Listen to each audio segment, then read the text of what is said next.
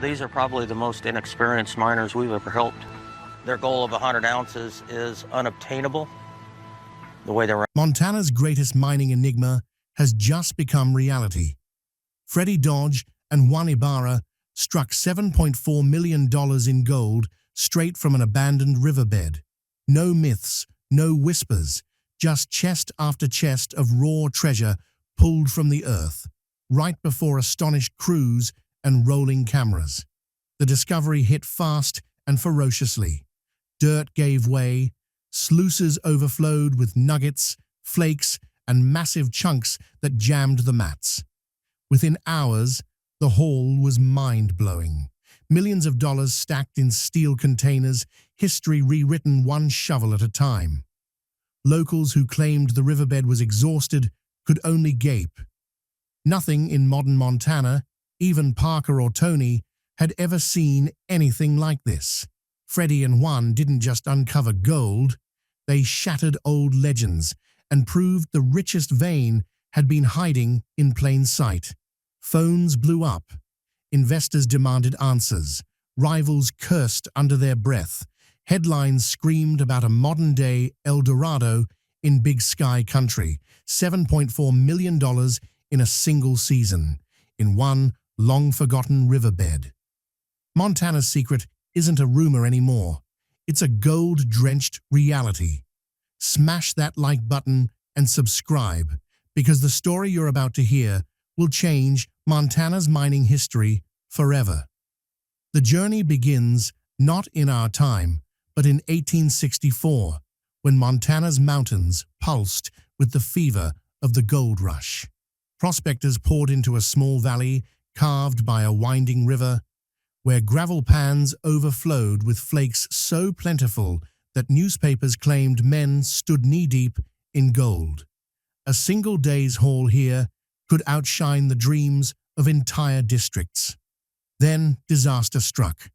A violent flood thundered through the valley, swallowing cabins, sluice boxes, and men in its path. When the waters finally receded, the camp was gone. Only scattered timbers and ghost stories remained. Generations whispered that the river had shifted its course, burying untold riches under layers of silt and stone. For most, it became a warning, a tale to scare dreamers away. But Freddy Dodge saw opportunity where others saw legend. Rivers bend, shift, and abandon old channels. If the miners had struck gold before the flood, those riches weren't gone. They were trapped, waiting to be discovered.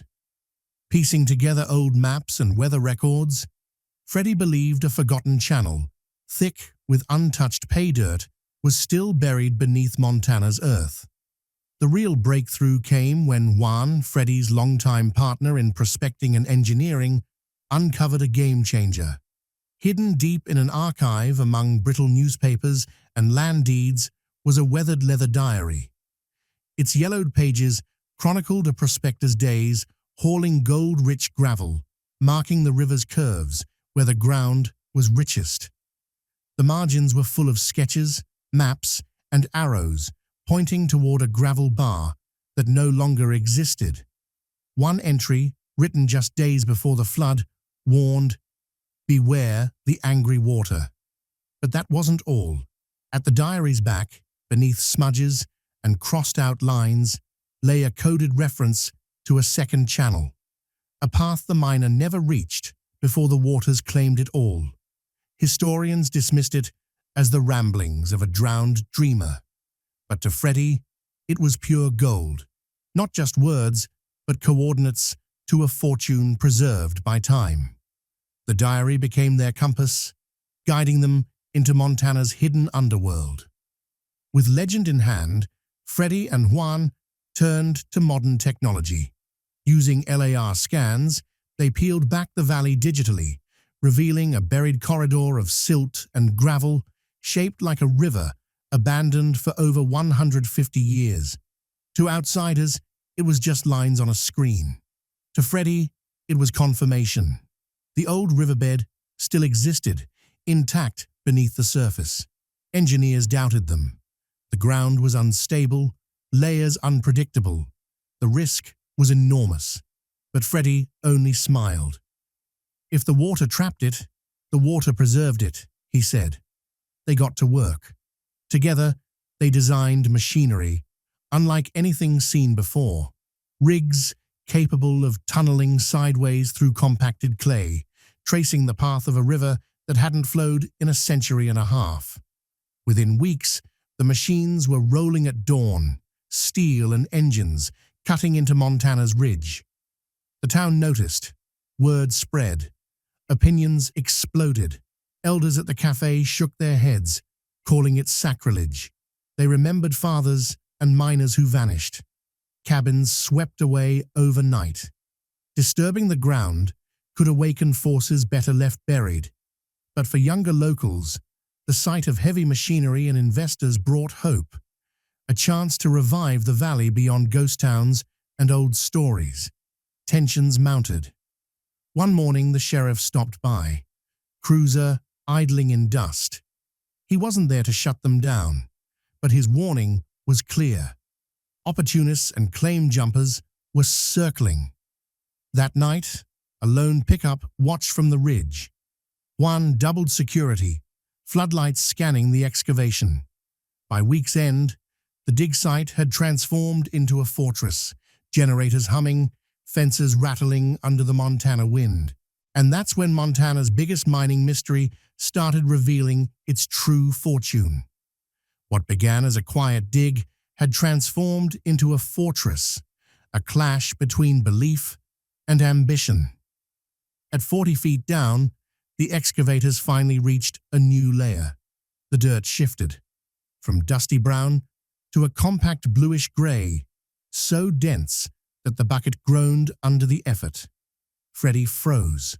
Miners of old had a name for this, the gold blanket, compressed gravel from ancient rivers, layers pressed so tightly that gold had been trapped for centuries, waiting for someone to find it.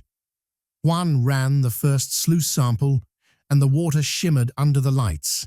Then flecks of yellow danced across the mat. Tiny, unmistakable, undeniable.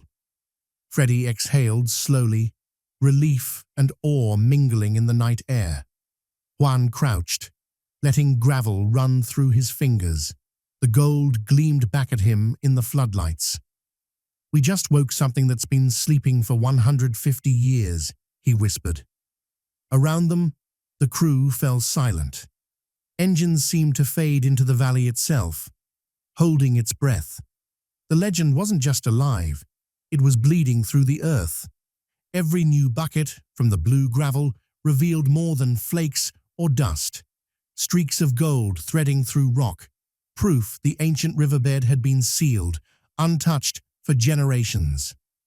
The sluice ran steadily, each hour heavier than the last. For the crew, it was euphoria. For Freddy, it was validation. The lost channel was no myth, it was real. But with every scoop, the diary's warnings echoed louder in Freddy's mind. Angry water, a second channel, a warning etched by men who never saw another sunrise. Fragments of the past began surfacing. Rusted shovel blades, corroded tin lids, a miner's boot, cracked but intact, buried beneath the gravel. Each artifact was a voice, reaching through time. Freddy handled them carefully, treating them less as relics and more as messages from the men who had stood here long ago. The diary became a movie playing in his mind. Miners racing the clock, panning gravel as swollen river waters threatened to consume everything. Shovels flying, warnings shouted over the roar of an incoming flood. Evenings blurred the past with the present.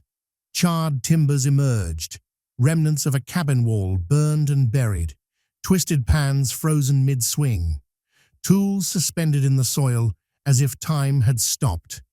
The flood hadn't just destroyed, it had swallowed a moment in history and preserved it beneath layers of earth.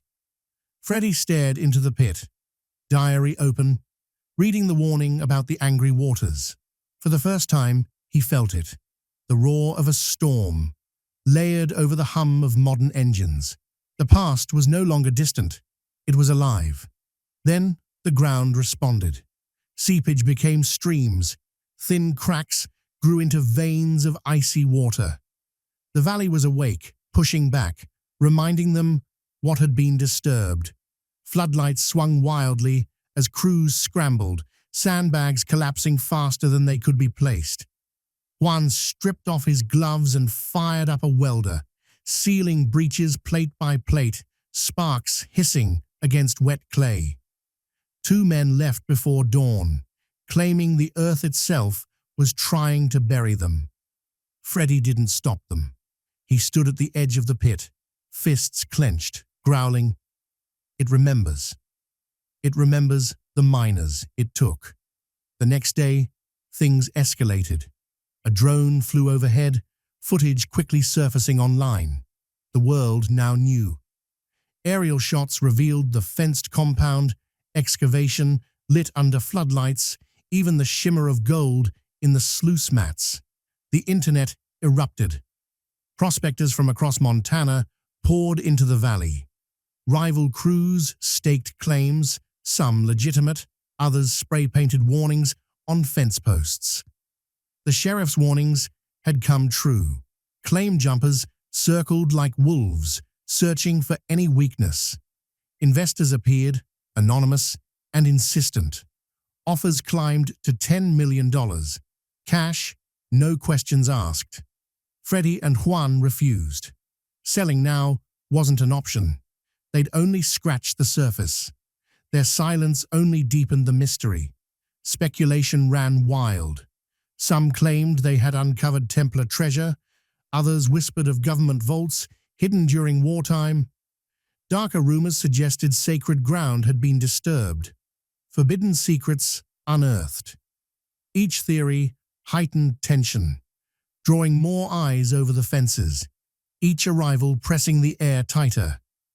Inside the compound, the crew pressed forward, walls reinforced, pumps running. They tunneled deeper into the buried channel. Then, without warning, the excavator's bucket broke through into open space. For a moment, no one understood what lay before them. The ground suddenly gave way beneath them, opening into a hollow void. The walls were lined with smooth, rounded river stones, polished by centuries of flowing water.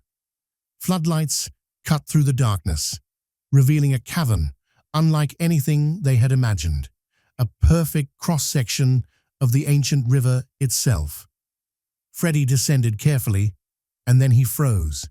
Embedded in the clay were fist-sized of gold, glinting like trapped suns through the earth. The air hung heavy with metallic tang, sharp and biting. Juan ran his hand across the wall. Clay crumbled to reveal a seam of fused nuggets, locked in place for over 100 years. He stepped back, voice low and reverent. "This isn't just a deposit, it's a time capsule of the earth." Urgency took over. The crew rigged systems to scoop gravel and nodules by the bucket. Each load revealed more wealth than the last, flakes spilling like powder, nuggets clinking against steel. Chunks so massive they had to be pried out. Sluice mats overflowed. Pans glittered under floodlights. For the first time, the dig didn't feel like mining. It felt like pulling treasure from a sealed vault. The chamber itself seemed alive, streaks of gold running through every wall, resisting until forced to yield. The deeper they went, the richer it became.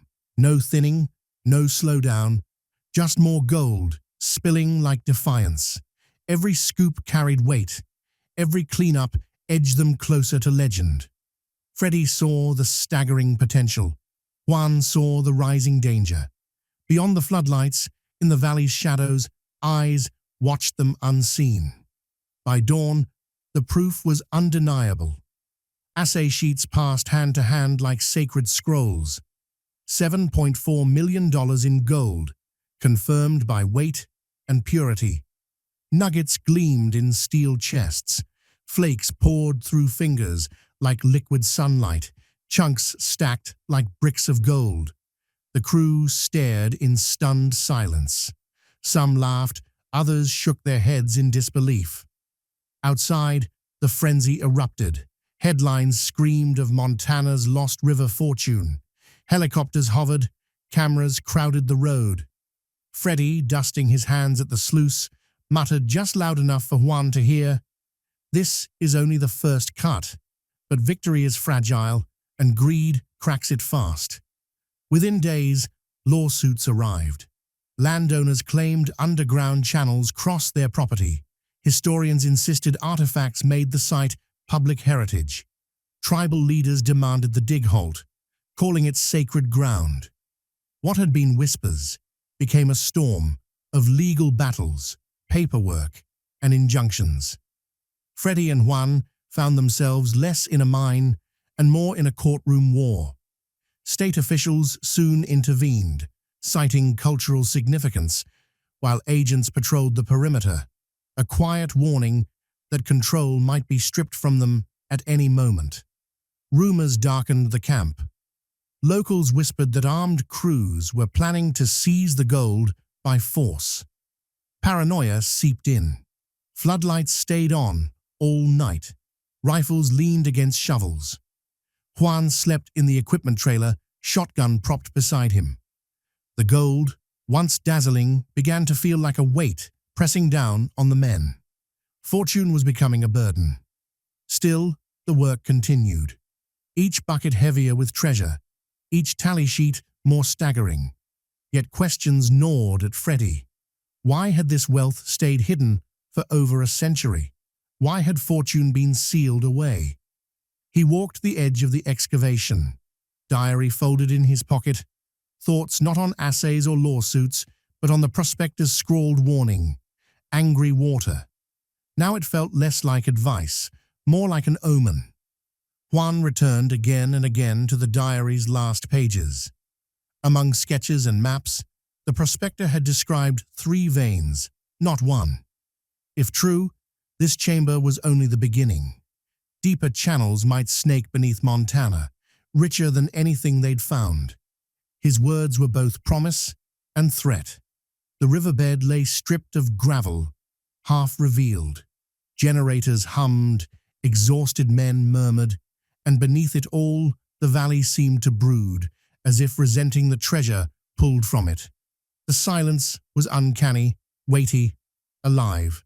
Freddy stared across the pit, at sunset, the sky bleeding red, and whispered, "The river chooses what it keeps.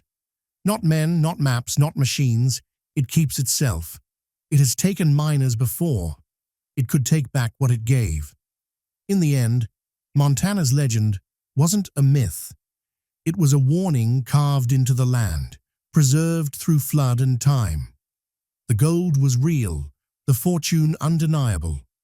But the cost lingered in every chest filled, every shadow cast, every claim filed. The lost river had spoken, not in words, but in weight, in gleam, in silence. Freddy and Juan had solved the mystery, but the river's story was far from over.